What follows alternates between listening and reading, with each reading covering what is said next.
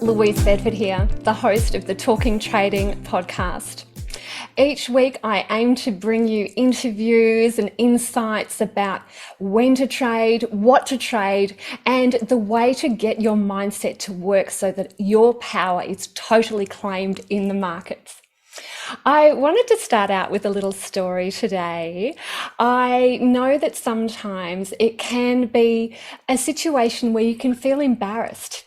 People go, trading? Trading? Really? Is that what you're doing? Isn't that like gambling?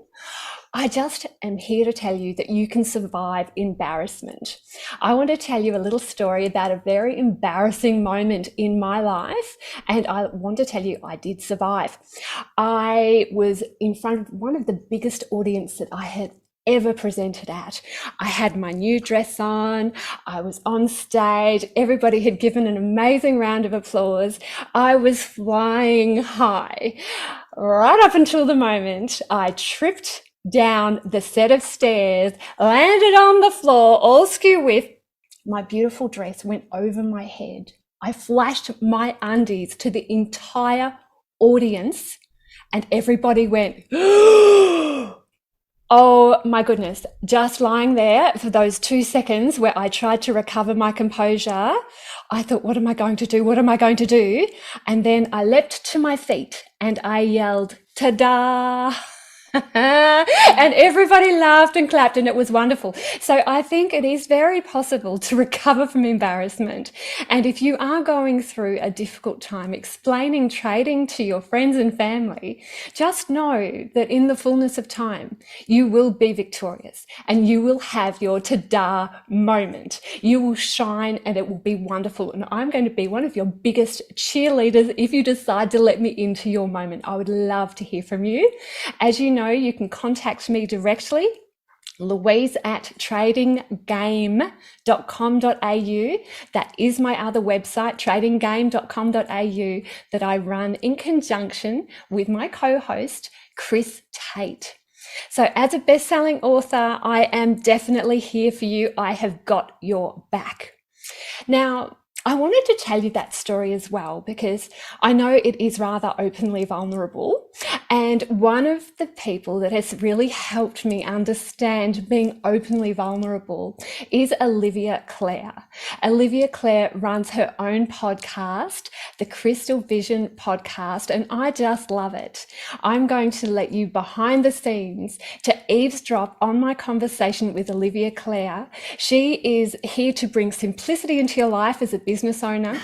She is a serial entrepreneur and she is somebody who I really have come to grow to trust and admire based on her beautiful podcast and all of the interviews and the concepts that she brings to her beautiful tribe there as well.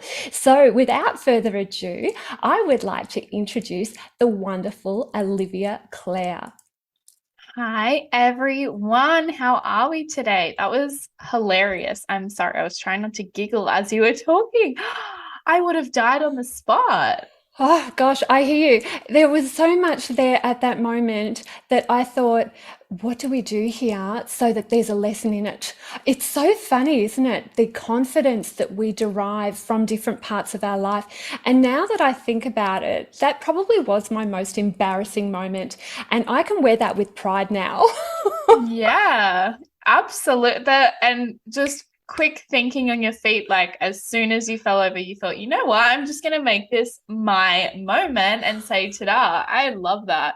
I will be so scared if I ever do a presentation now. I'm like, okay, just don't fall, don't fall, don't fall. Maybe don't wear a dress. Exactly. It set me up for around 6 years of never wearing a dress on stage. Yeah. Fair enough. That's like, yes, I can totally relate to that because now I'm like, okay, that would be me walking on. Okay, it's fine. We're just going to watch my feet take one step in front of the other. Oh, I love it. So we're doing my podcast today as well. A little bit of trading, if you will, trading podcast. Did you like what I did there? I did. Trading podcast. Yes. I love it. So everyone listening on the show, Louise Bedford, I've already done your introduction before speaking to you. I don't like to embarrass my guests and like fully like fluff them up, because anytime someone does that for me, like just then I was sitting there and I was like, oh my God, how am I meant to follow? So intro's done. Louise, tell us how you're doing today. I'm doing great. I am very relieved that I don't have the plague because my daughter has just come down with the plague Oh and she is gosh. doing okay. So the rest of us are fine. I'm feeling very grateful that I'm able to be a stay-at-home mum, to be able to look after my kids when they're unwell. And my husband is a stay-at-home dad too. So to be able to work from home and to be able to give our children the time because of the efforts that I've put into the trading arena have meant so much to me. That's beautiful. That's, yeah. Oh, that sucks. I hope she feels better soon. It's kind of one of those things. If you don't have COVID, you've got the flu. And if you don't have the flu, you have some sort of other bug that's just even worse than all of them put together. So, And it um, makes me think that is why we really need to be controlling our own destiny. You know, yeah. we can have situations where we don't feel like going into work. We don't feel like succumbing to the demands of an unreasonable boss. We actually want to do our own thing and maybe have a day off, maybe go to the beach, maybe just relax in the backyard. And if we've got somebody else pulling our strings, we can't do that. So that ability to say no to the things that we don't want to do is so important. Yes, I love that. And I think sometimes it's such a good reminder. I feel like I can definitely take that for granted. I work a lot with my cycle as well. So in the last couple of weeks, when I was sort of going through those phases, I was just working less. And I thought, wow, am I so lucky that I just get to like work less when I want to, and I get to work more when I want to. And it's such a luxury. But the thing is that it is 100% possible for everyone. So everyone listening, you might be thinking, yeah, well, that's great for them. But it is possible for you too. Otherwise, we wouldn't be here. So, okay. This is our first time meeting, Louise. You have such an interesting backstory, and I'm just dying to hear more about it and to quiz you. So you're obviously an expert in trading and a best-selling author on the subject. Can you take us through, how does one get started into trading or into the trading world? Yeah, look, it's such a good question. I think there is so much interest in this at the moment, and a lot of people don't even know where to begin. So, the first thing that I'd do is read some good books and see whether this is something that you can immerse yourself in and something that will hold your interest. You know, often we try to work out, where should I go in life? Should I have a job? Should I have a business? Should I make money through investing? And if you've had that little burn, that little bubble of excitement inside you that says, I am destined for more, then you really owe it to yourself to explore that further. You know, I think a lot of adults get quite stale as they get older. They squash that part of them, is that like that childhood curiosity, that fascination with the new, and that is just a crying shame. So first of all, read some good books. For members of my Talking Trading group, you'll know what I'm going to say. My book, Trading Secrets, that is probably the one to start with. And of course, my business partner has The Art of Trading. If you're a little bit more advanced, they would be a fantastic core to get you going. And then also get a trading plan set up. So my book will show you how to do that. But if you're after a shortcut, come and visit me at tradinggame.com.au and I'll give you my trading plan template for you to fill in, and you'll see exactly what it takes that you need to be a successful trader. Wow, amazing. Can you take us through? So obviously, there are some people listening who are very new to this world, very new to even doing things like saving, or, okay, what even is investing? Is that something I want to do? So, can you just give us a super basic, super brief rundown of what trading actually is? And I know that's a difficult question because it's complex, but if you could dumb it down for us, I would love that. Absolutely. Well, you know, there's a lot of people that consider trading and investing quite separate. In my world, they're almost intermingled. Trading and investing, we really should be looking at signals to be able to tell us to get involved. Investing has a longer term horizon, a longer term view, and trading is often a medium term to shorter term view. And involves more, I guess, technical analysis and things that can not just be company specific. So I do think that you can consider whatever you're doing in the stock market to be trading and investing. It's almost interchangeable. I like to trade because my idea behind trading is that if something goes beyond a set limit, that I'm not prepared to say, I want to hold you beyond that level, then I will exit. So I set a stop loss and I make sure that if my trade drops by a certain amount, then I get out. I love that. It's kind of what comes up for me when you say that is sort of having boundaries with your finances and not just holding it. It's like holding on to a toxic relationship, just holding on to hold on. It's like, well, you've got to set those boundaries and you've really got to stick with them. So having a stop loss or using trading it that way, saying if it gets to this level, I am not willing to be in a relationship with this, company or with this money that's invested here anymore. So I love looking at money as like a spiritual thing as well. So it's just interesting that you said that, and it kind of came up for me. And I think there's also a lot of, I think nowadays with crypto coming out and NFTs and all this sort of stuff, there is so much anxiety almost around investing our money and around using our money to make more money, particularly with the big R word coming around, which is recession. So I want to ask you point blank, is trading a safe way for us to manage our money, to invest our money, to make more money? Yes. Look, it depends what you mean by safe, doesn't it? Yes. Yeah, I think leaving your money in the bank is not safe because you're not using the opportunity that you have available to multiply it out there. To me, sure, you're not going to lose your capital, but you're not actually growing that capital either. So the odds of it keeping up with inflation is very, very slim. So to me, if you're looking at charts, if you're looking at the inherent trend of that particular trade and you're backing that trend, that is one of the safest things you can do, because you've decided that while you are going up, little share, then I will back you with my own money. And when you turn around and you decide to go down, I am dumping you so fast. So I'm staying loyal to myself, to my family, to my legacy, and I'm not getting personally attached to any particular position. Yes, that's important. I love that approach. I always say that about, you know, people say, oh, starting a business is risky. But I think sometimes when you work in a job, you can get fired at any moment. That's also Yeah, really risky. that's it. So, It's like compared to what, when I had my corporate role, we used to sack people, but of course it was called retrenched people just before Christmas. And every December, all of the company used to have this pit of fear in their stomach. Is it going to be me next?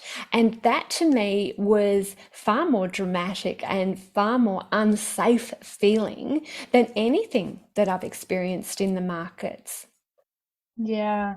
Oh, that's hard stuff. I love that. We used to sack them but call it retrenching. It's so true. That happened to my grandmother, so I totally can see like the other side of that.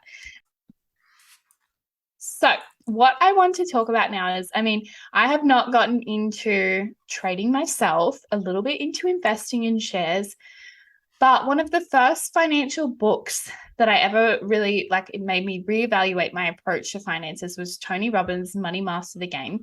And in that book, he basically says, use index funds, don't bother trading, just set it and forget it.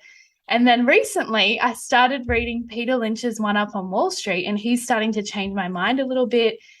He's saying, we are, as just ordinary humans who make consumer decisions, are just as good as expert traders in picking up on trends, because we're the ones we're like, oh, I can see there's a new store there. That means that they must be going really well. So in the context of all that, right, after reading Tony Robbins, I was like, that's it. I'm setting and forgetting. I'm only ever just investing. And then after reading this, I'm like, oh, maybe should I get into investing in singular stocks and watching the market? So I would love to hear your expert opinion on trading versus investing in index funds.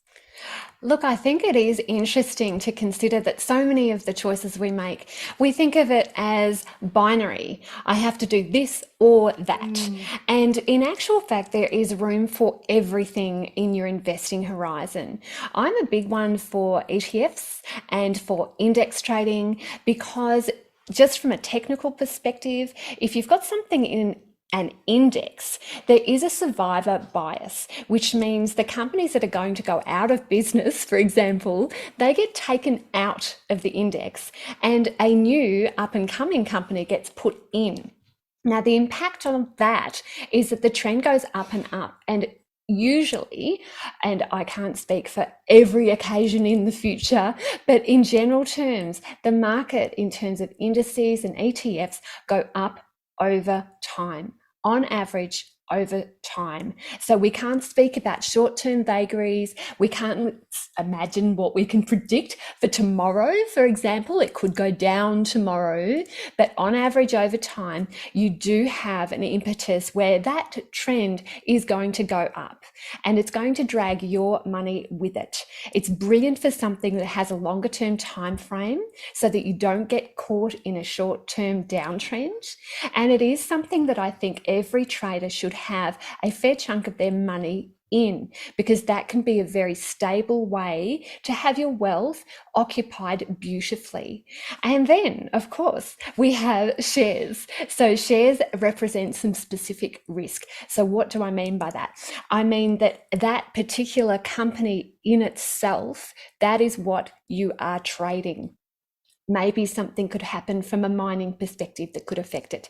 Maybe there will be some apocalypse that they haven't actually taken into account and it hits that company. So that specific risk can represent some downside for you, but it can also represent some incredible breakthroughs, some amazing effects, some medical breakthroughs, some mining finds. Who knows what that particular company is going to do to manufacture such a beautiful uptrend. So what we're looking to do in either case, whether we're index trading or ETFs, for example, I'm putting in the same bucket, or if we're looking at a specific share with a specific risk, what we're looking to do is look at weight of evidence. We're looking to have a high probability trade where everything about that instrument says it's going to go up and up into the future and take us with it.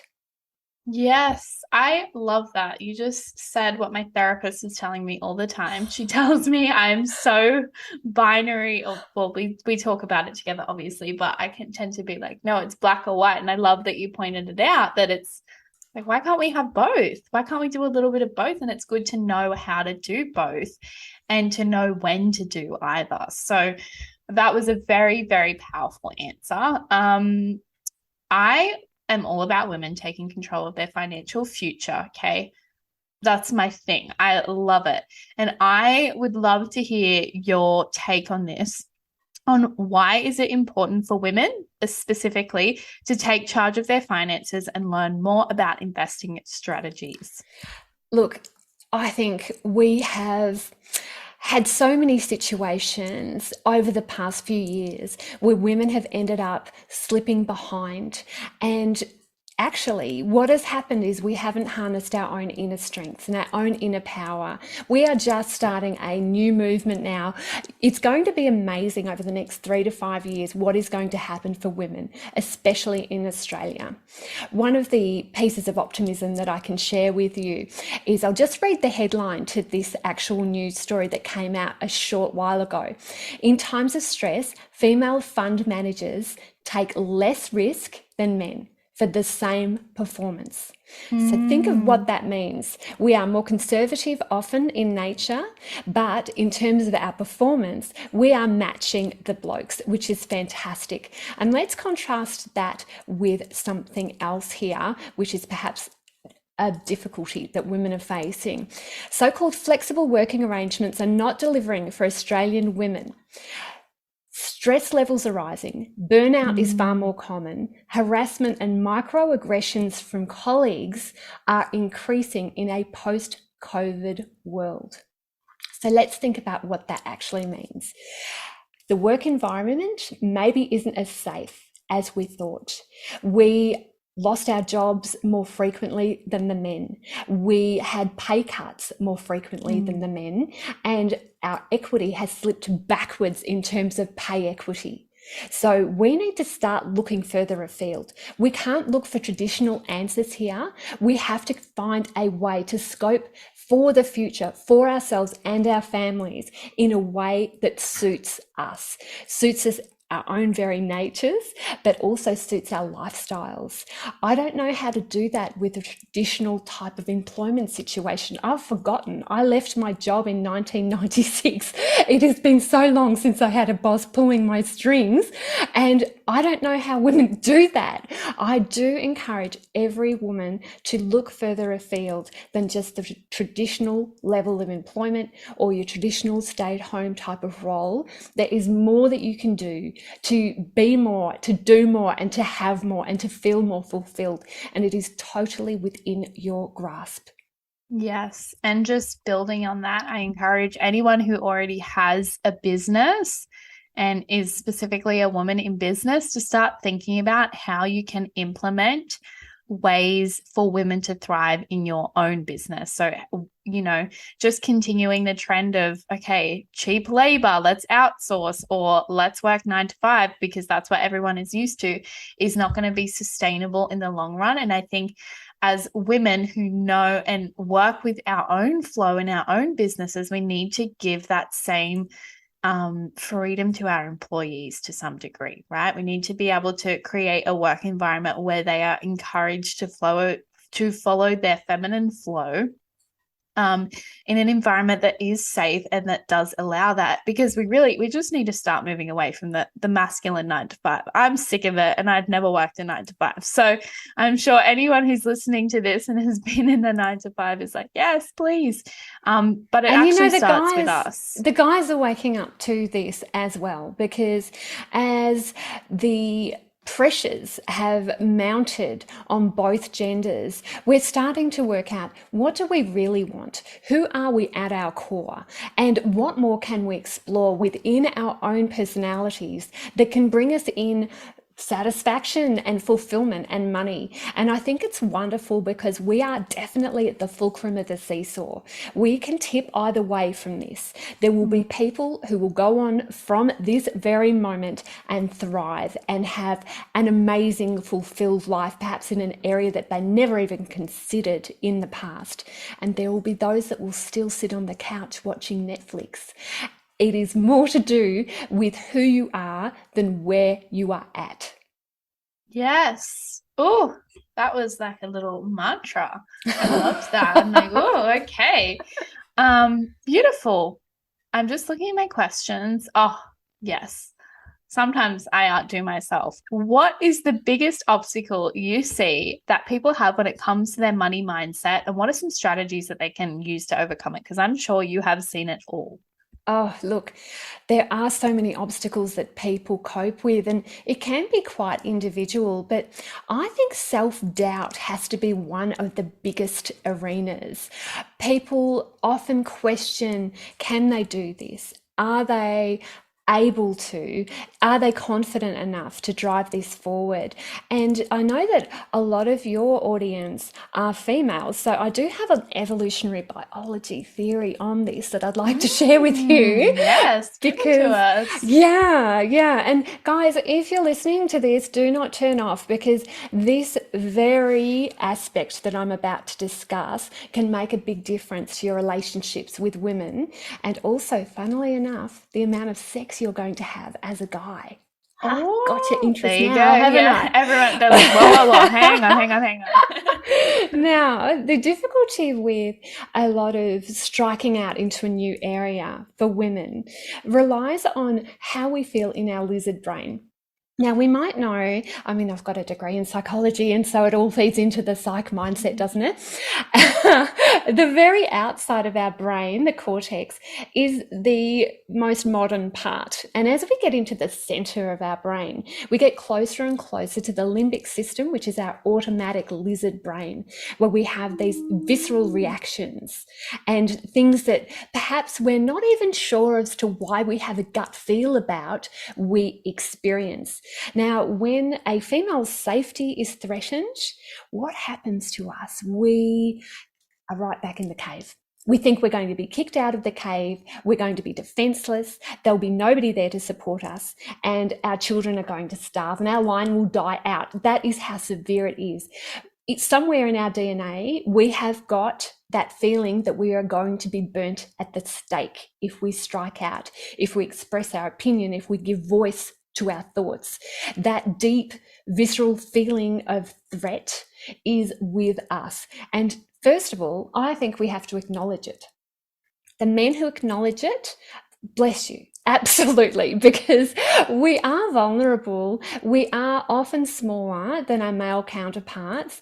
And if we're meeting somebody walking the other way on a dark street, you can't tell me as a female, your heart's not going to beat faster, Olivia. You're going to be looking for escape routes. You're going to be totally thinking, how do I get out of this situation?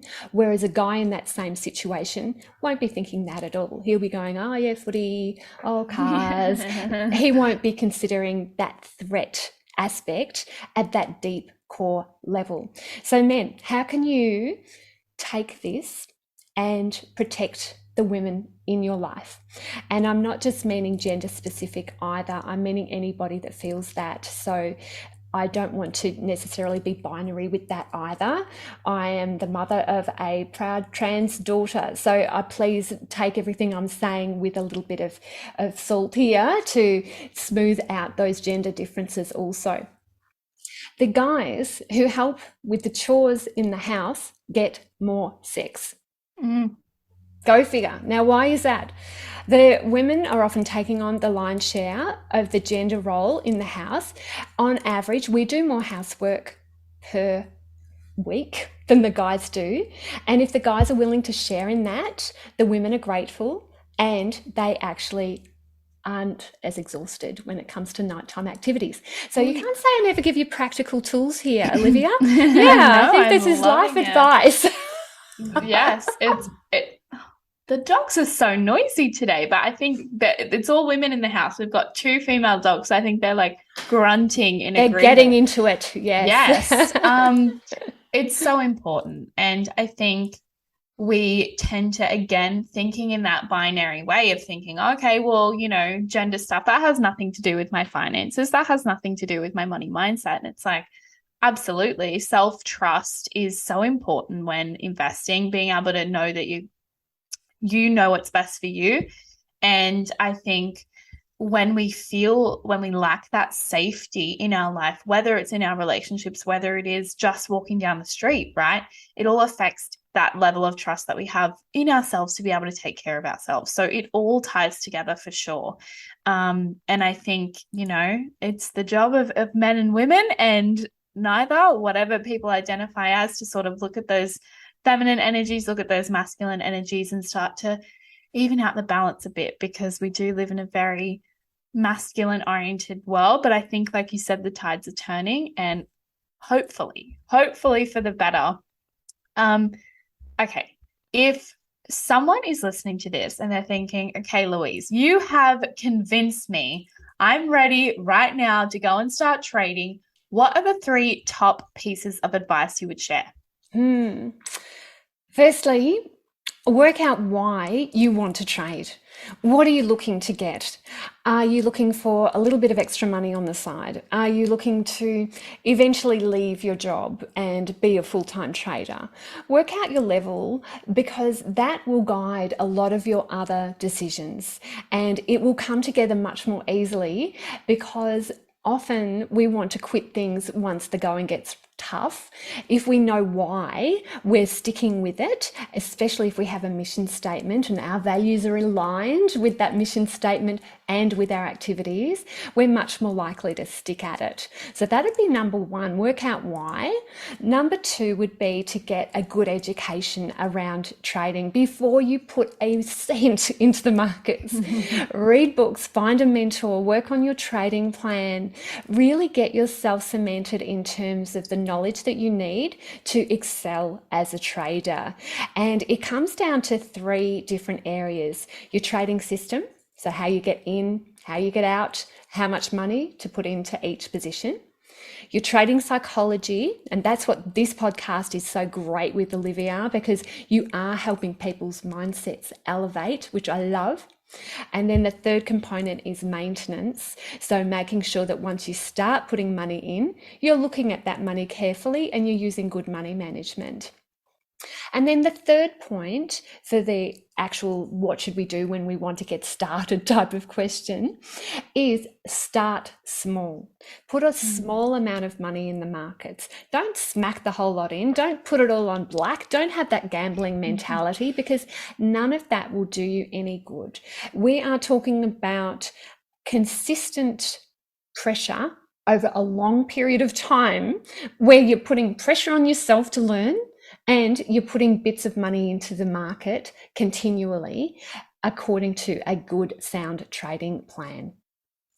Yes. Oh, I love that. That is such tangible advice. And obviously, everyone knows the link is in the show notes where to get Louise's book as well, about trading. And that you said that one because I know you said your business partner has a more advanced one, but your one is to help people when they're just starting out. That's it. Yep. Okay, perfect. Everyone knows where to go. It's in the show notes.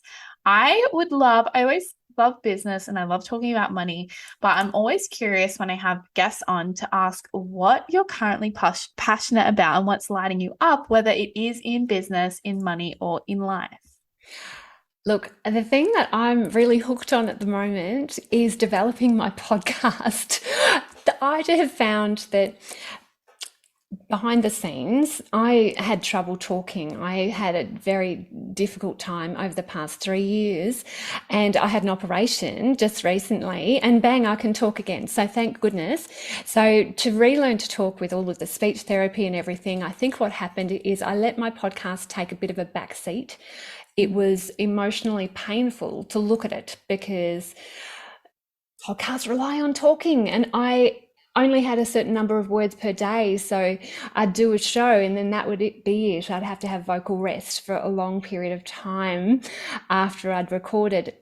So it sort of related that emotional pain and the physical pain with me through my podcast. I'm actually speaking really openly here and being vulnerable because you've inspired me, Olivia. I love that. Aww. So for me now to be able to speak again, speak my voice and have the ability to be able to express myself without pain and without thinking so hard to create those sounds, it is such a damn relief. I can't tell you.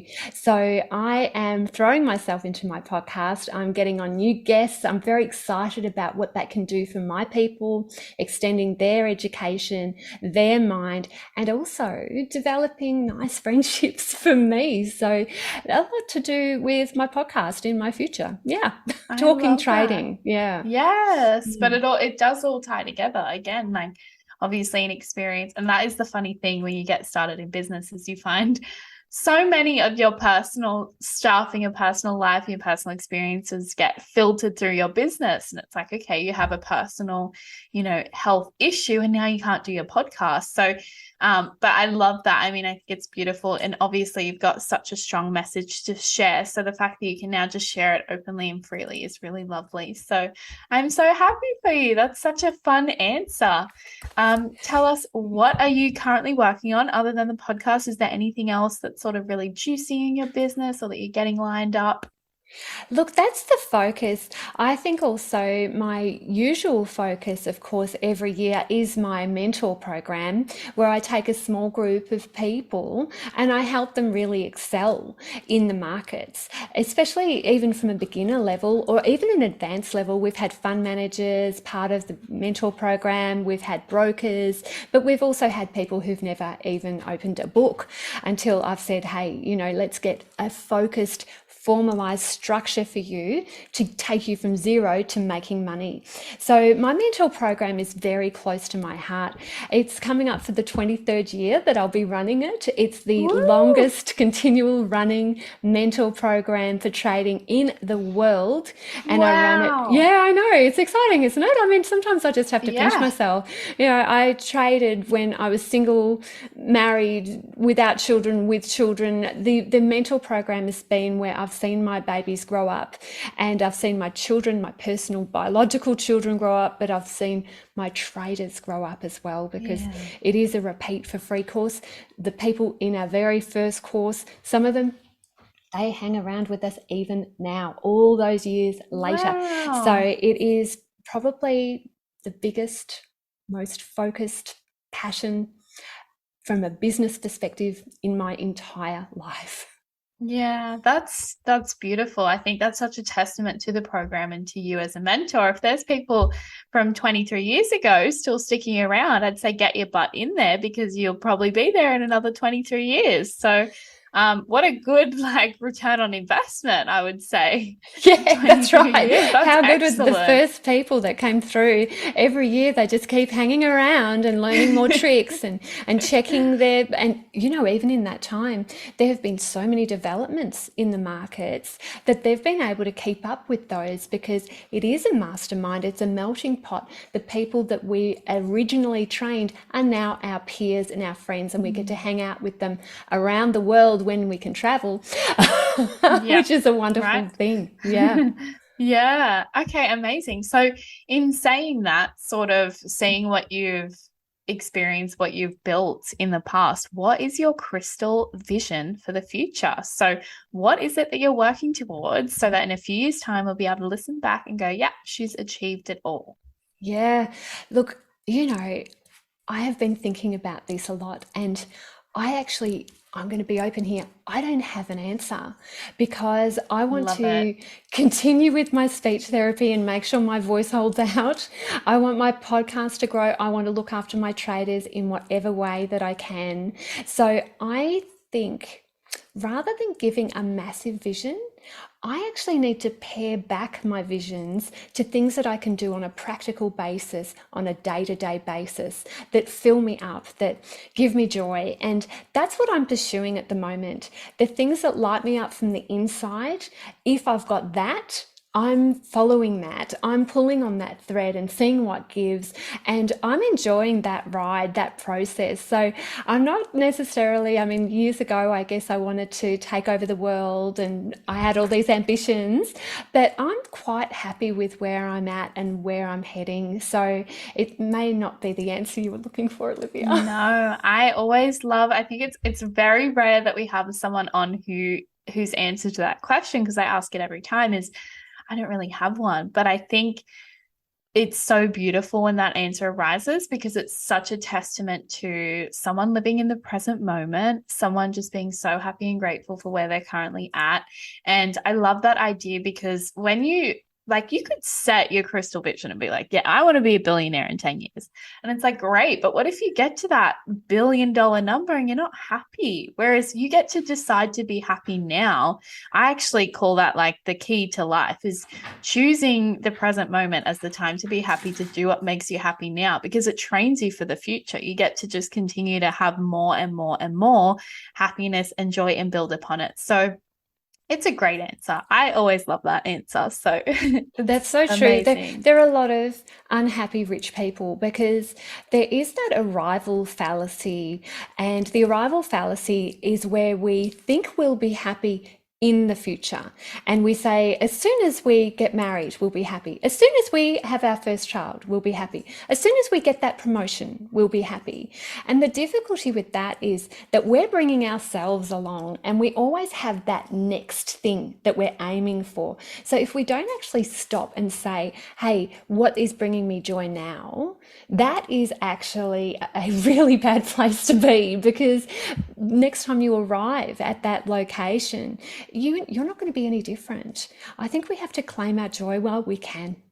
Yes, we never know what's going to come next. It's so true. So is there anything else that you wanted to get off your chest? Anything I didn't ask, or any downloads that are coming through to share with my audience and your audience? I just want to say that well done on listening to this type of information and this content. You know, as a listener of our 2 podcasts, you are doing what it takes. You are committed to your own education. You are focused and you are clear about where you want to be. And I adore it. So hopefully over time, all of this will download into a very deep part of your brain and things will become automatic.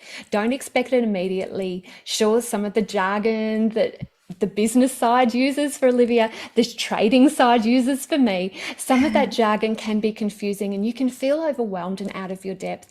And I do understand what that feels like, but you are choosing to move beyond that comfort zone. And that is one of the most beautiful things. So I do commend everybody listening today. Yes, I love that. You're doing the stuff. I always say that if you're listening to it, you're doing it. So it's amazing. Okay, Louise, we need all of your information. Everyone listening is going to go and stalk you now and tell us, where can we buy your book? Where can we follow? Where's your podcast? What, like everything. And we will all come and find you and connect with you. I would love that. And also for everybody listening from my Talking Trading audience, do cyber stalk Olivia Clare as well, because there is a lot of synchronicities, even though we are from different arenas. Hopefully you can all see that there are some similarities here with mindset, because the way you do one thing is the way you do everything. So by developing your mindset in one area, it has a ripple effect into other areas of your life. Definitely. Okay, I'll go first. I am at Olivia the Integrator on Instagram. My podcast is the Crystal Vision Podcast. That's about it. I really like, you can email me hello@thecrystalvision.net, but I do love Instagram the most at the moment. So if you want to send me a message on at Olivia the Integrator, we can connect and hang out. I love it. And come and visit me at my website for my podcast, talkingtrading.com.au. And my other website is tradinggame.com.au. LinkedIn is my happy place, so search for Louise Bedford on LinkedIn. And we're also on Facebook under the Trading Game and Talking Trading as well. Wonderful chatting with you, Olivia. I have loved it, and I wish you every success in the future. Same to you. Thanks so much for coming on. I'll see everyone in the next episode. Absolutely.